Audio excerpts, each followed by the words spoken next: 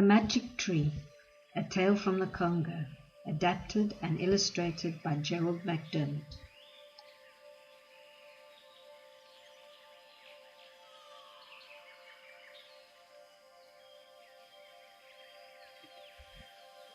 Deep in the African heartland, twin boys are born. One is handsome, but the other is ugly. One is love, but the other is not. One night, the unloved twin leaves home. On the river he comes to a great tree. It proves to be a magic tree, and by an astonishing series of events, all the ugly twin could ever want, beauty, wealth, and happiness, are made his. But human nature is restless, and the African family tradition is strong. Eventually, the once ugly twin can no longer resist. He returns to his unloving home, and in a moment of boastfulness, unwittingly brings about his own ruin.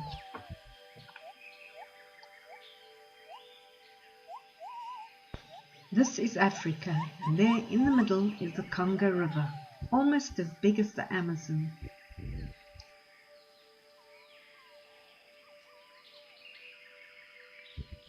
You know, I also come from Africa, but right down at the bottom.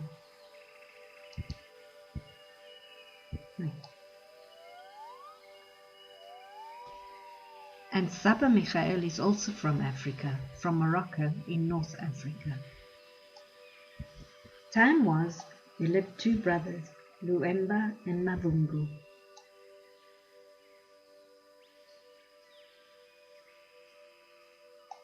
Born as twins, they grew and came to be very different. Their mother loved Luemba. She smiled on him always. She gave him fruit. Mavungu was given nothing.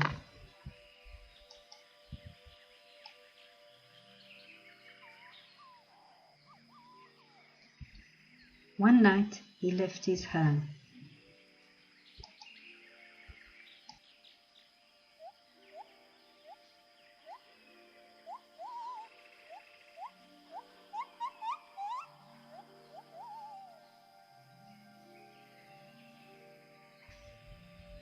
Mavungu came to a place in the river. A great tree was there, so thick he could not pass. When he pulled the leaves, strange voices spoke to him.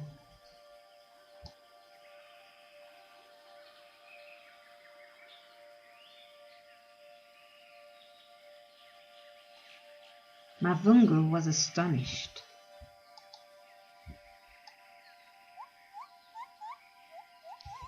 From each leaf, a new person.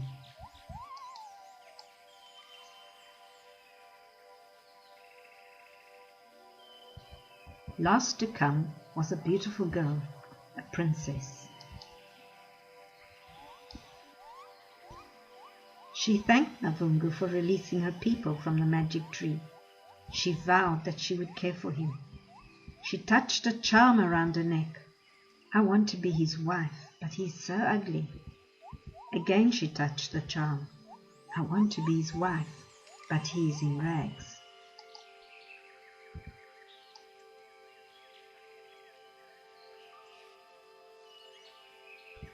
Mavungu was joyful now, joyful and strong. After a time, they passed near a wide place by the river. The princess made a magnificent village grow up there.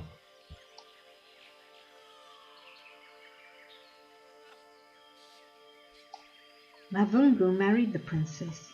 They exchanged vows of love, but she pledged him to silence. The source of his wealth and pleasure must always be hidden. The secret of the magic tree must never be told. The sun crossed the sky many times, the moon grew to fullness, and Mavungu thought of his family. He sent for his mother and his brother.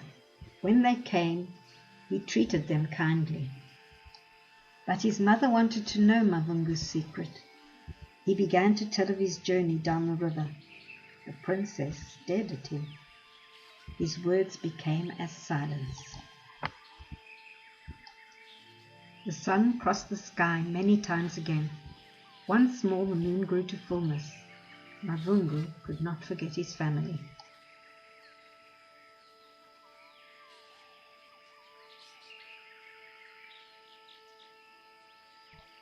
Alone, he returned to his mother's home. Mavungu, said his mother, you left me long ago. Tell me of your new life. Mavungu forgot his pledge of silence. He forgot those who loved him, and he gave his secret to those who did not love him at all. When I ran away, I found a canoe in the river. I travelled down the river until I came to a large tree.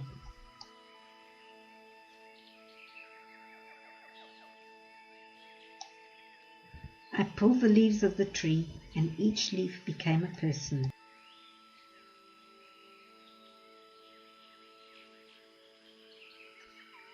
I wed the princess of the magic tree, and she made a magnificent village.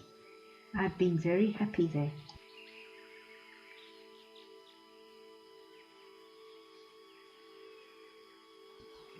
Oh.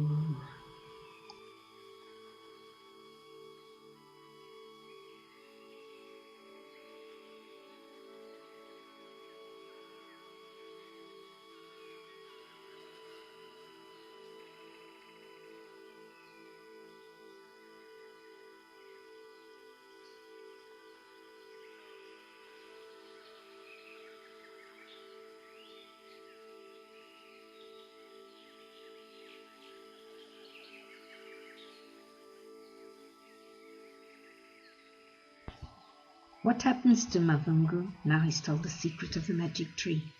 Do you think he should have kept the secret? Can you finish the story?